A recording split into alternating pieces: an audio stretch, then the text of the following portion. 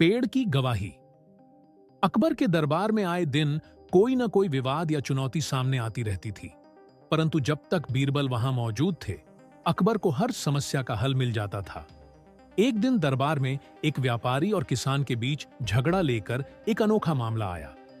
विवाद यह था कि किसान का कहना था कि व्यापारी ने उसकी जमीन हड़प ली है, जबकि व्यापारी कहता था कि वह जमीन उसकी ही है और उसने वर्षों से इसका उपयोग किया है। अकबर ने दोनों की बातें ध्यान से सुनी और फिर कहा, यदि तुम दोनों के पास जमीन के स्वामित्व का कोई प्रमाण है तो उसे प्रस्तुत करो। किसान ने कहा, जहां पनाह, यह जमीन मेरे पूर्वजों की है। मैं इसी जमीन पर खेती करता आया हूं। यह व्यापारी झूठ बोल रहा है। व्यापारी ने तुरंत प्रतिवाद किया, जहां पनाह, यह जमीन मैंने कई वर्षों पहले खरीदी थी। यह किसान झूठ बोल रहा है। इस जटिल विवाद को हल करना आसान नहीं लग रहा था। तभी अकबर ने बीरबल से कहा, बीरबल, तुम इस मामले की जांच करो और हमें सच्चाई बताओ। अर बीरबल की योजना। बीरबल ने दोनों पक्षों से पूछा, क्या इस जमीन पर कोई पुराना पेड़ है? किसान ने जवाब दिया, हां, इस जमीन के बीचों बीच एक बड़ा बरगद का पेड़ है। वह पेड़ बहुत पुराना है और मेरे दादा परदादा के समय से है। व्यापारी ने भी सहमति जताई, हां, यह सही है, वह पेड़ वहीं है।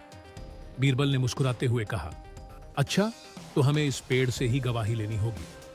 मैं कल इस पेड़ के पास आऊंगा और देखूंगा कि यह किसका है।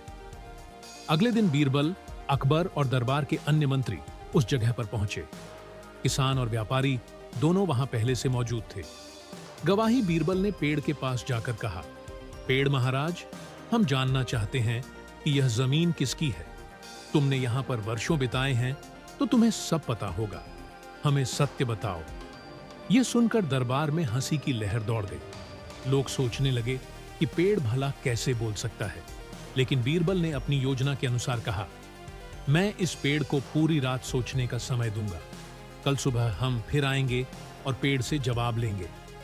बीरबल उसकी चालाकी को पकड़ न ले।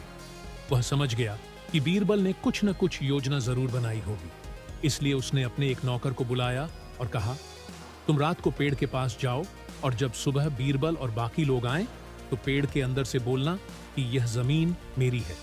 इस तरह से हम जीत जाएंगे। नौकर ने व्यापारी की बात मानी और रात को पेड़ के अंदर छिप गया।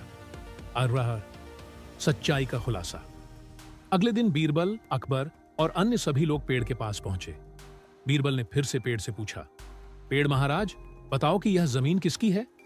तभी पेड़ के अंदर से आवाज आई, यह जमीन व्यापारी की है, उसने इसे खरीदा है। लोग हैरान रह गए। सब सोचने लगे कि पेड़ कैसे बोल सकता है, लेकिन बीरबल मुस्कुराए और पेड़ के पास जाकर बोले, पेड़ महाराज, हमें आपकी गवाही पर संदेह हो रहा है। कृपया बाहर आकर हमें और स्पष्ट करें। यह कहते हुए बीरबल ने अपने सैनिकों को इशारा किया और पेड़ को चारों ओर से घेरने को कहा। सैनिकों ने पेड़ के अंदर छिपे व्यापारी के नौकर को पकड़ लिया। नौकर ने डरते हुए पूरी सच्चाई बताई कि उसे व्यापारी ने झूठ बोलने के लिए भेजा था। का फैसला बीरबल ने अकबर से कहा, जहां अपना, यह साफ है कि व्यापारी झूठ बोल रहा था। जमीन किसान की है और व्यापारी ने इसे हड़पने की कोशिश की है। अकबर ने व्यापारी को कड़ी सजा दी और किसान को उसकी जमीन वापस दिलाई। इस तरह बीरबल ने अपनी चतुराई से न केवल एक मुश्किल समस्या हल की, बल्कि न्याय का पाठ भी पढ़ाया। शिक्षा, सत्य को छुपाने की कितनी भी कोशिश की जाए, लेकिन वह एक दिन उजागर हो ही जाता है। अगर आपको यह पसंद आए तो मेरे चैनल को सब्सक्राइब कर देना, या वीडियो को लाइक कर देना, या कहानी कैसी लगी कमेंट कर देना। धन्यवाद।